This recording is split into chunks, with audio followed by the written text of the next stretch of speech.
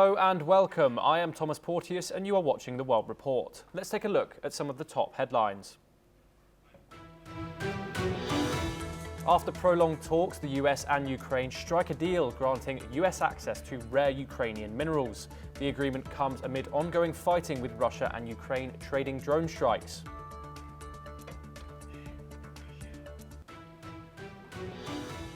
The United States once again sides with Russia in UN resolutions on Ukraine. Washington votes alongside North Korea, Belarus and Russia at the General Assembly on a European drafted measure condemning Moscow's actions, marking a sharp shift in US foreign policy. Hamas and Israel reach a deal to release all Palestinian prisoners originally scheduled for release last Saturday. Officials met in Cairo for phase 2 of the talks, where Israel agreed to free 620 Palestinian prisoners, allowing negotiations to move forward. Taiwan deploys forces in response to China's live-fire drills around the self-ruled island. Taipei's defense ministry condemns Beijing's actions after China sends 32 aircraft in a joint combat drill.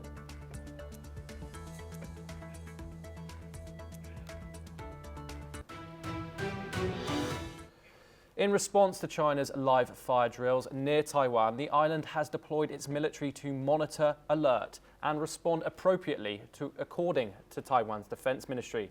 China gave no prior notice before starting the exercises in the Tasman Sea.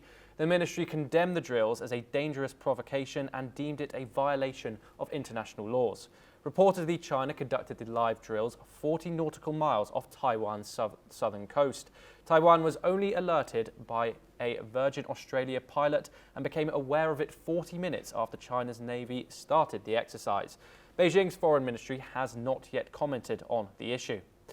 We are joined by two guests today, Ross Feingold, political analyst, risk analyst, joining us from Taipei, Taiwan, and we're also joined by Dr. Satoru Nagao, fellow Hudson Institute located in Tokyo, Japan. Ross Feingold, I wanted to come to you first on this issue. You are obviously in Taipei, Taiwan right now. How are the people of Taiwan reacting to these drills? And is there growing sentiment towards strengthening defense measures? Generally speaking, there is broad public support for strengthening Taiwan's defense, or in other words, spending more, investing more in Taiwan's defense capabilities. But when it comes to China's military drills, including live fire exercises that periodically occur near Taiwan, people here really take it as business as usual. Even some of the major exercises in the past 2.5 years, such as the one following then House Speaker Nancy Pelosi's visit to Taipei in August of 2022, people are business as usual. They're not going to let a periodic Chinese military exercise, even if it's live fire, interrupt their day. It doesn't interrupt business. People don't stop what they're doing to watch television coverage, and people are just generally immune to what China is doing. Dr. Satoru Nagao, if things do escalate, obviously Ross said this is can be said is a sort of daily occurrence that this kind of thing happens. What response can Taiwan expect from the US and its allies, and how might this shape the situation? There is a possibility US will move because the beginning of this month, the US sent a B-1 bomber to the South China Sea. So that's why under the Trump administration, they try to show the strong image of the United States to China. So that's why if China provoked country around China and Australia also, in this case, this is a little bit too provocative or underestimate the United States. US need to react. The problem is currently US want to focusing on the solving issue in Europe and the Middle East. After that, the US will concentrate their all resources to the counter China strategy. So that's why currently, just now, US do not want to escalate the situation in the Indo-Pacific region. So because of this, China can provoke the other country. But in the near future, the time will come, China should be calm and need to show the friendly face to the country around China, except the United States, because they will face a tough stance from the United States. Ross Feingold, China often justifies these live drills as reactions to what it calls Taiwanese provocations. How do you think Chinese leadership has navigated this challenge diplomatically? Well, if we're talking about the Chinese leadership, then they're not really concerned about criticism from other countries such as the United States, Japan, Australia, South Korea. It's very common when the United States meets with other world leaders, there'll be a statement that calls for peace and stability in the Taiwan Strait. When it comes to Taiwan's reaction, Taiwan really emphasizes that democratic countries need to stand together against autocratic countries. And this is something that the Taiwan government, both the previous government under former President Tsai Ing-wen and the current government under President William Lai Ching-te, they constantly emphasize that democratic countries need to stand together. And it's a strategy that does get Taiwan some more moral support. Again, countries will issue statements criticizing China. But when it comes to actually working with or supplying Taiwan's military, at present, there's really only one country willing to do that, and that's the United States. Dr. Nagao, could these drills be seen as an escalation leading towards a larger conflict maybe, or are they just a routine show of force from China? Of course, there's a possibility the situation will escalate, but very limited, I believe. So that's why this is provocative, but one kind of the routine exercises, I believe. But the location of this live fire drill is a little provocative, a little strong provocative, because this is a location between the Taiwan mainland and Pratas Island. For a long time, but recently, recent some years, people worry about China's invasion towards the Pratas Island to provoke Taiwan or to prepare the main invasion toward Taiwan. So that's why we are focusing on defense of Pratas Island. And this live fire drill is located between the mainland and the Pratas Island, means that tactically this is problem. Ross Feingold, do you think tensions between China and Taiwan could lead to economic pressure from global markets or maybe disruptions in supply chains? The interesting thing there is, despite the tensions between China and Taiwan, investors don't seem to prioritize the political risk that exists of a conflict between China and Taiwan. Investors may have left China over the past few years because of the economic downturn. There's been some talk about investors returning to China in 2025 on the back of stimulus and the export growth, and maybe the property market in China is starting to recover a little bit. And when it comes to Taiwan, foreign investors are very eager investors in Taiwan's stock market. There's also been an uptick in foreign companies building bricks and mortar factories in Taiwan. Mostly this is related to the technology supply chain, artificial intelligence related chips and servers, which Taiwan specializes in. So at the moment, I would say foreign investors or global investors, they're not really factoring the political risk between China and Taiwan when they make their investment decisions, whether that's to invest in China or Taiwan. Is that prudent? Well, time will tell. Dr. Nagao, how do these military exercises affect Taiwan's economy, particularly in sectors like semiconductor manufacturing and international trade? This live fire drill will not affect so much, I believe, because of the China provoked. Taiwan is recently one kind of the routine situation. But at the same time, if China continues to escalate the situation, of course, there is a possibility it will affect the economy, because most of the people would hesitate to invest Taiwan-related industry if they worry about they will lose all of the investment. So that's why currently this is a possibility. But yes, there is a risk. Ross Feingold, what impact does continuous military pressure have on the psyche of Taiwanese citizens, particularly among younger generations? I mean, you say this is a daily occurrence. Is this all they know? Pretty much. Again, people don't pay much attention. People here in Taiwan don't pay much attention to China's military exercise, whether it's a daily exercise, which includes Chinese aircraft flying across what people call the median line in the Taiwan Strait, or larger scale exercises that periodically occur and are China's response to, for example, American VIPs visiting Taiwan or Taiwan VIPs visiting the United States. But I would like to emphasize in the context of your question, where the pressure is really felt, and this is an important point, these Chinese military exercises put a tremendous amount of stress on Taiwan's military. Taiwan has to fly its own aircraft to monitor. They have to put their own, Taiwan's Navy has to put its own ships out to sea to monitor. And this is an extraordinary stress on the Taiwan military, on the people, on the equipment, on the cost of responding to China's military exercise. And Taiwan is really going to have to dramatically increase its military spending, its defense budget, because they have to meet these provocations from China with their own response. And again, the pressure on the Taiwan military basically every day is quite large, and it's going to take a larger investment to meet the needs of the current moment. Ross, just quickly, does the Taiwanese government, the Taiwanese people have confidence in their alliances like the US?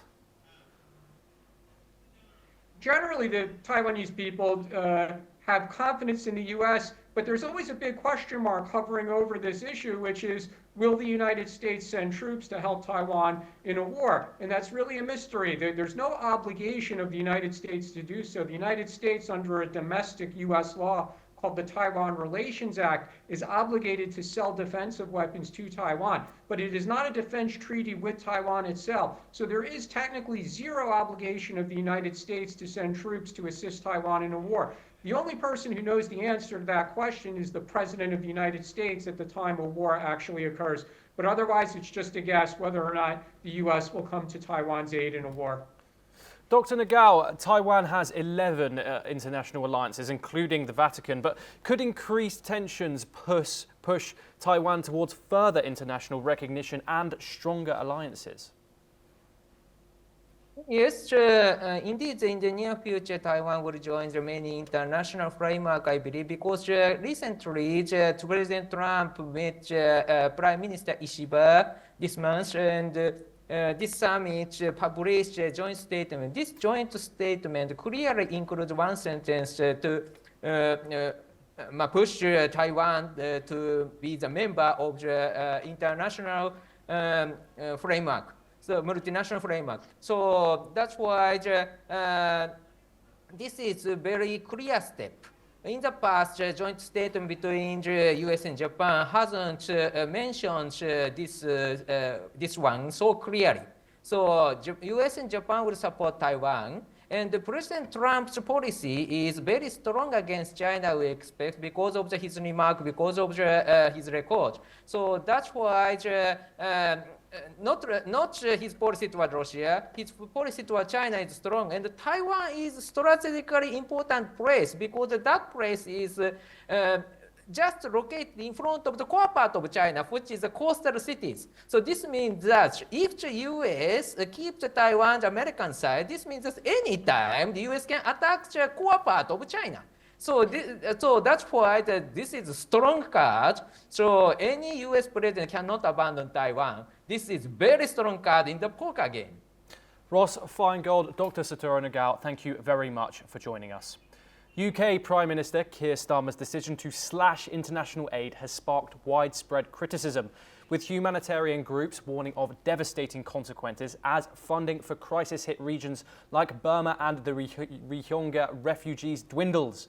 Fears grow that these cuts could deepen global instability and strengthen the influence of authoritarian regimes.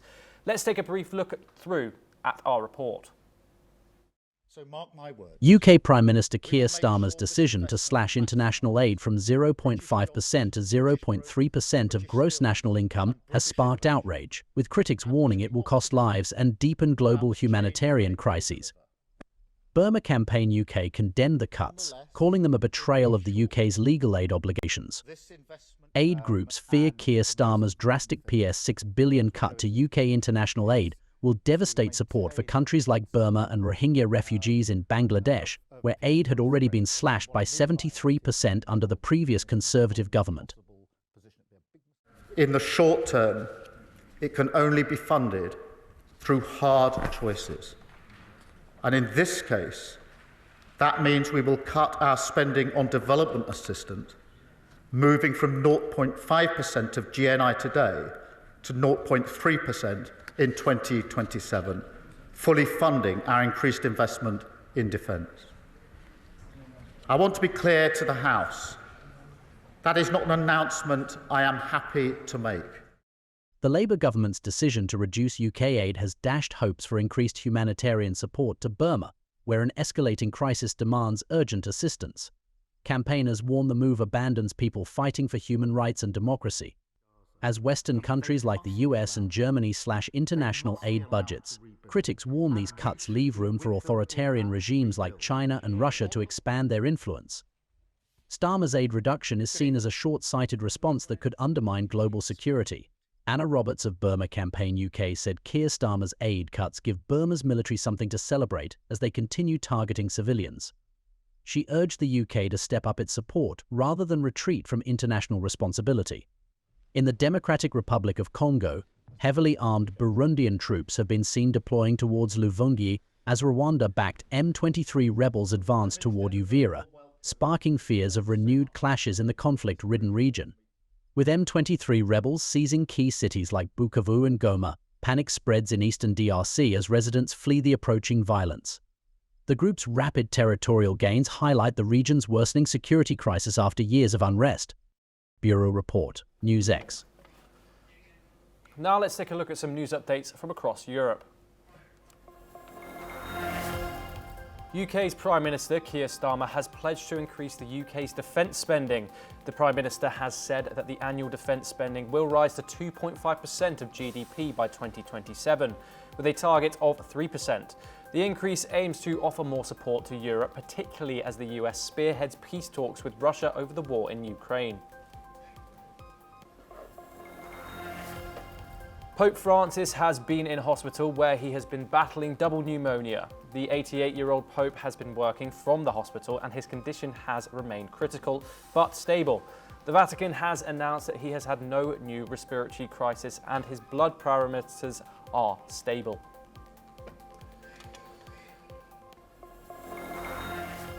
The church in Wales has begun an independent review of the allegations against a priest named Anthony Pearce, potentially from 1990. This follows earlier abuse claims reported years ago. The review excludes his latest conviction. Children's Commissioned Rocio Crucifix has requested an oversight of safeguarding in religious institutions. In Paris, a US teenager has been arrested after her newborn baby died. The incident occurred in the 20th arrondissement of Paris, where the baby was allegedly thrown from a second-floor hotel window on Monday. The newborn was found alive in a trash can near the Ibis Hotel, but later died in hospital. Authorities have opened an investigation into the homicide of a minor. Ireland's National Gallery in Dublin has come under fire. This happened after a €124,000 X-ray scanner purchased 7 years ago had remained unused. The reason for not using the scanner has been stated as due to structural concerns. The gallery has struggled to find a suitable location, citing the long bearing capacity of potential sites. This has angered the Irish public over the misuse of taxpayer money in Ireland.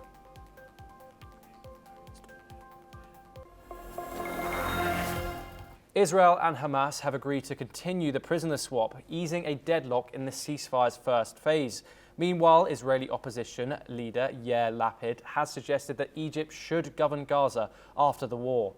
The UN agency chief Amy Pope rejected any forced evacuation of Palestinians. US envoy Steve Witkoff prepares for renewed diplomatic efforts in the Middle East. Let's take a look at the report.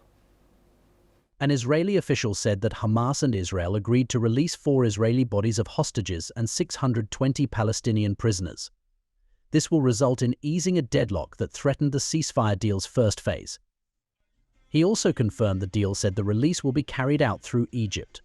Meanwhile, an Israeli opposition leader, Yair Lapid, said that Egypt should run the Gaza Strip for at least 8 years once the war ends. The solution is Egypt will take responsibility for the management of the Gaza Strip for 8 years with an option to extend to 15 years. At the same time, its foreign external debt will be paid off by the international community and regional allies. While this was going on, UN-agency chief Amy Pope said that the International Organization for Migration won't support any forced evacuation of Palestinians from Gaza.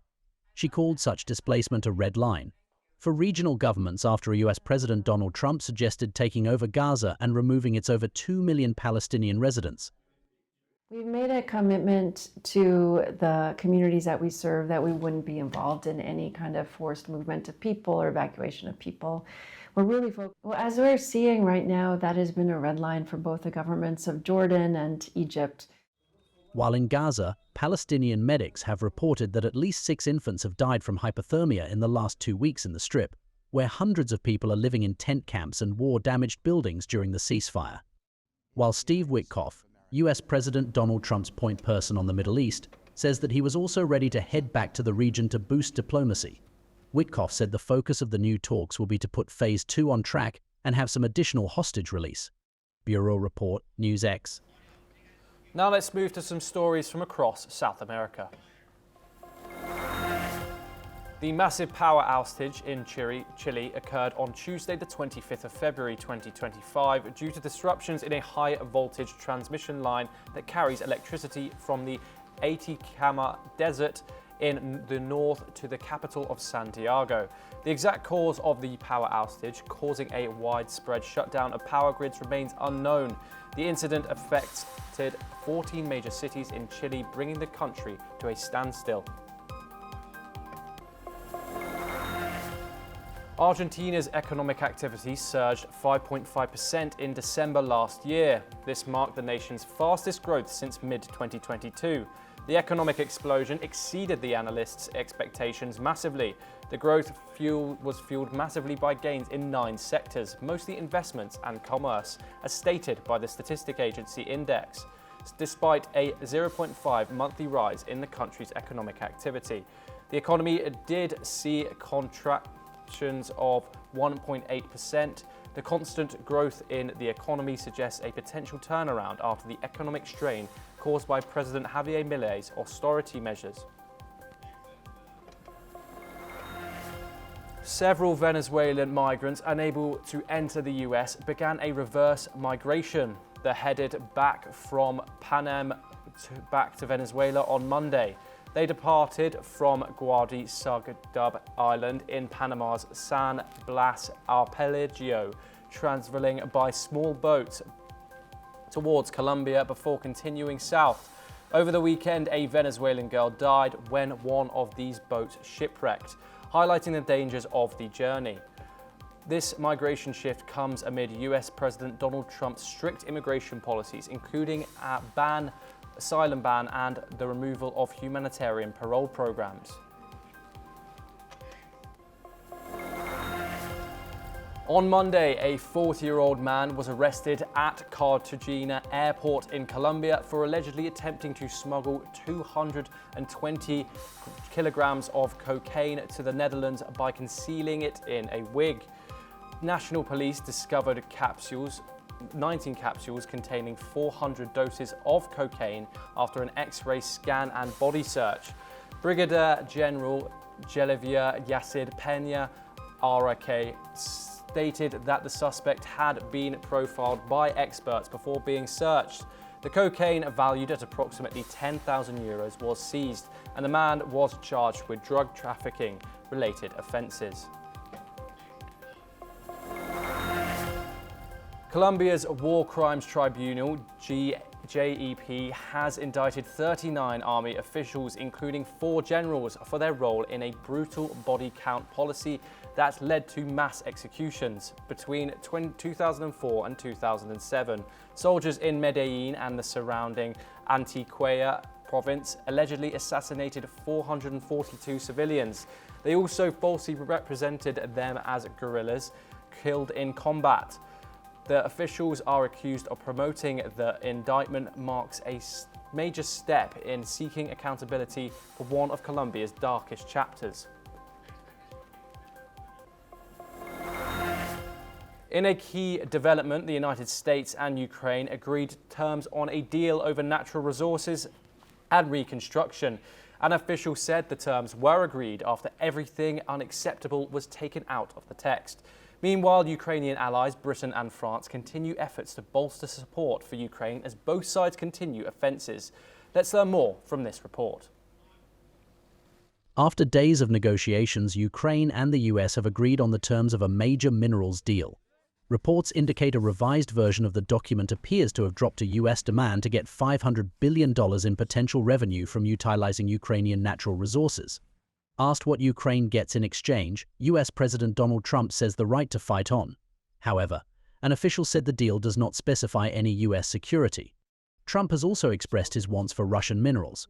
I'd like to buy minerals on Russian land too, if we can. The rare earth. They have very good rare earth also. They both do, I would say that, and oil and gas. Look, it's a great thing. If we sell this, it's great for Russia too. Following the announcement, Trump suggests that his Ukrainian counterpart Volodymyr Zelensky will travel to Washington, D.C. on Friday to sign the agreement. Meanwhile, British Prime Minister Keir Starmer and French President Emmanuel Macron welcomed Trump's leadership in working towards a durable peace in Ukraine over a phone call. Starmer also mentioned bolstering support for Ukraine. And I am hosting a number of countries at the weekend for us to continue to discuss how we go forward together as allies in light of the situation that we face. From the battleground, Russia launched a drone strike on Kyiv, injuring at least one. Subsequently, Russian defense units said a total of 128 Ukrainian drones were downed over the Russian territory in an overnight attack that damaged several houses. Bureau Report, NewsX. And that is all we have time for. We will continue to bring you more news updates from across the world.